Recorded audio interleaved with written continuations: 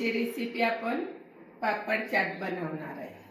पटकीनं होणार आणि लागणारही सामान. त्याला आता आपण पापड पहिला भाजून घेऊया. आपला तवा गरम झालेला आहे. भाजताना जरा असा करायचा म्हणजे दुमता होत नाही, लगेच भाजून होतो, त्याला लय वेळ लागत नाही.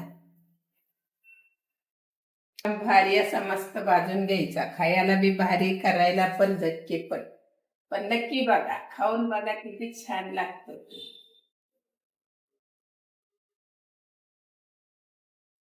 तर आपला पापड भाजून घेतलेला आहे, झालेला आहे.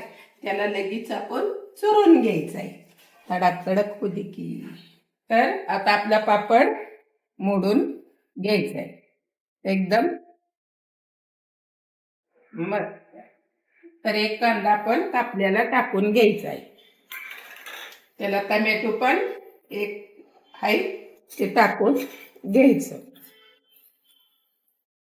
टमॅटो झालं की जरा चवीनुसार मीठ आपल्याला घ्यायचे,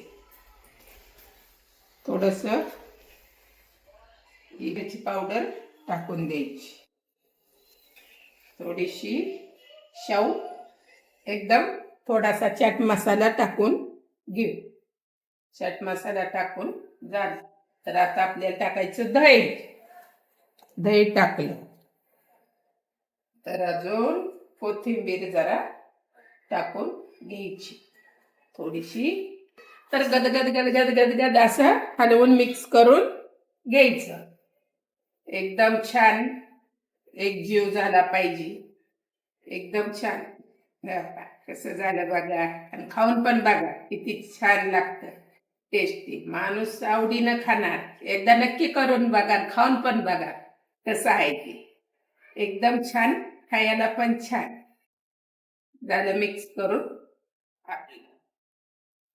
तर आता आपण थोडीशी, तर आता ही आपलं झालेलं आहे, ह्याला आता आपण काढून घेऊया. आणि तुम्हाला दुसरी कोणची रेसिपी पाहिजे तर नक्की मला कमेंट करून सांगा, मी नक्की देईन. आणि एकदा नक्की करून खा, एकदम मजाच येणार तुम्हाला. खाता खाता एकदम खुश होऊन जाणार. करून बघा आणि मग सांगा. तर आता आपण याच्यावर थोडी शेव टाकून घ्यायची, थोडीशी, एकदम खायला चटपटीत चटकदार, तोंडाला चव येणारी गोष्ट आहे.